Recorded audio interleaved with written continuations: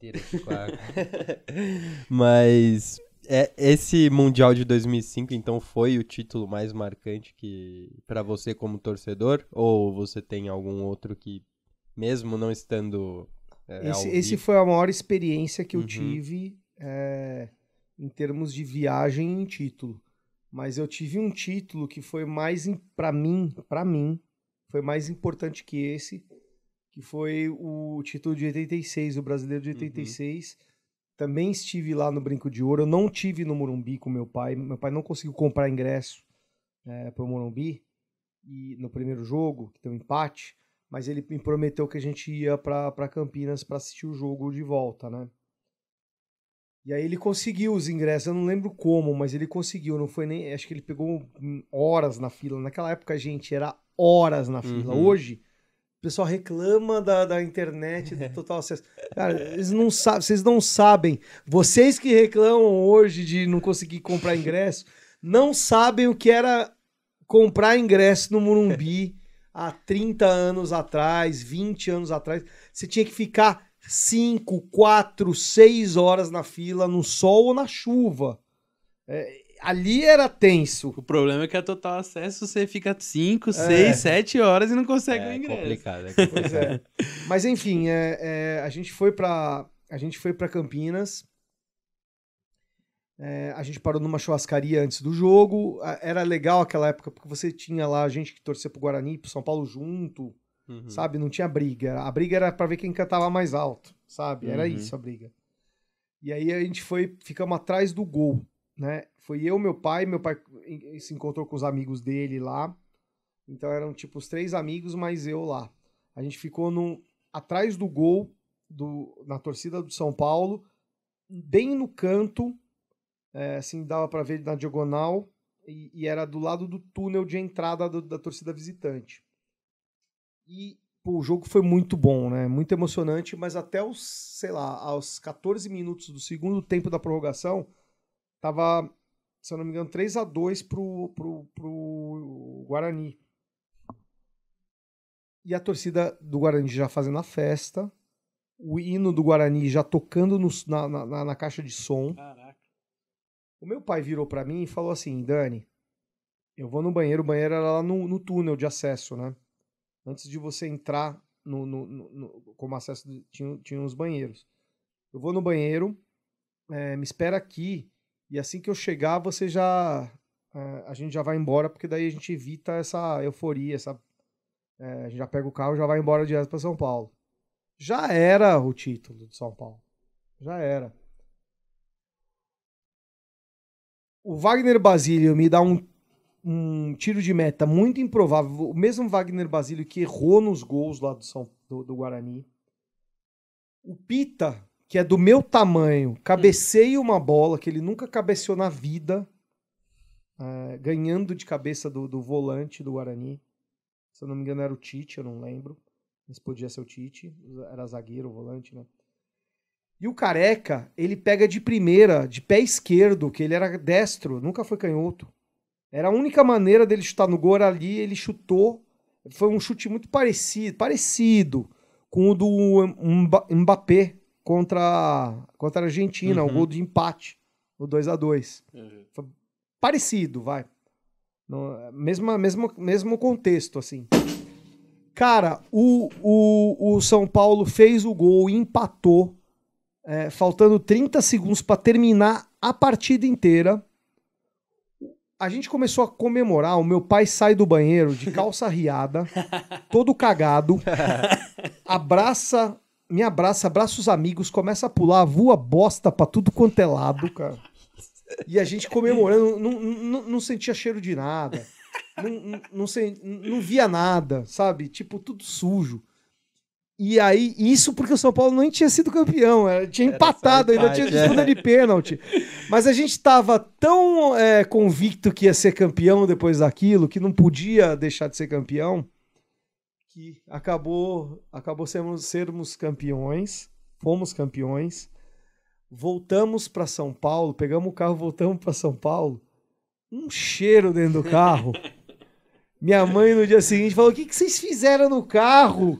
que aconteceu aqui? Meu pai teve que mandar, sabe, lavagem especial lá pra tirar o cheiro de bosta do carro. Mas, meu, a gente tava feliz demais. Foda-se, não tinha problema, não. E aí o Careca tem uma história boa, porque o Careca morava em Campinas. Uhum. E aí tava comemorando lá, o São Paulo tava comemorando no vestiário, tudo. Em vez do Careca voltar pra São Paulo pra comemorar com a torcida de São Paulo, o Careca resolveu ir voltar pra casa. Ele morava em Campinas e ele voltou a pé, porque ele morava a quadras, assim, sabe, do Brinco de Ouro. Então ele foi a pé à noite. E aí ele fala que ele tava chegando na casa dele, tava perto da casa dele, tinha um bar todo cheio de torcedor. Assim, bombando ainda, tipo 2, 3 da manhã. Bombando torcedor. Ele falou, ferrou, vão me matar aqui, vão me reconhecer. Pô, torcida do Guarani vai me matar. Sim. Aí ele foi assim, tipo, bem encolhido do outro lado, aí reconheceram ele. Aí mandaram ele ir lá pro bar. Era a torcida da Ponte Preta, cara. Ele falou que ele ficou comemorando com a torcida da Ponte Preta a madrugada toda. Nossa, sensacional. Sensacional. Mas quem viu realmente essa final, para além da experiência toda, né, com seu pai, realmente fala que foi um jogo inesquecível e muito marcante, mais marcante até que algum mundial, enfim. Eu tenho 3 tatuagens no meu braço, não vai dar pra mostrar aqui direito, né? Mas uma é o Mundial aqui, o Rogério. A Libertadores com o Raí, de 92. E aqui o Careca levantando a taça, 86. Que são os 3 títulos que eu tava em campo, né, assistindo, né, o jogo. Então, aí eu fiz questão de botar no meu braço. E qual foi a derrota que você mais se decepcionou, assim? Que você tava no estádio e você falou, puta, velho. Então, teve a derrota do Vélez, que foi muito doída. Teve a derrota contra o Internacional, que foi muito doída. 2006 foi muito duro. Só que a mais doída que eu tive, que não tem comparação, por exemplo, com a derrota da Sula agora. Não tem comparação de tristeza. Foi a derrota pro brasileiro do Corinthians, em 1990. Primeiro porque a gente já tinha perdido o campeonato pro Vasco um ano antes, o brasileiro.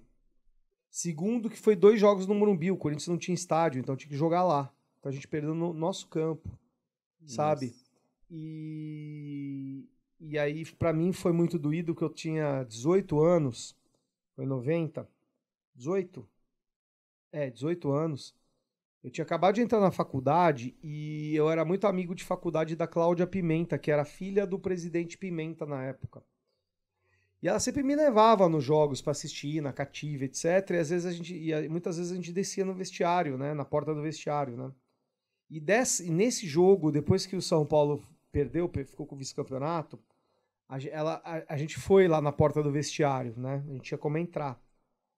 E eu lembro que a torcida do São Paulo tava, em cima da porta do vestiário, que ela queria matar o Tele Santana e matar os jogadores, mas mais matar o Tele Santana, porque o Tele Santana, na época, ele veio pro São Paulo no lugar do Forlan, o São Paulo tava mal, o Tele reergueu o São Paulo e foi até a final do campeonato, só que o Tele tinha fama de pé frio, né, por causa das Copas do Mundo, 2 Copas do Mundo que ele não ganhou, imagina, o Tite não ganhou 2, ninguém fala, né?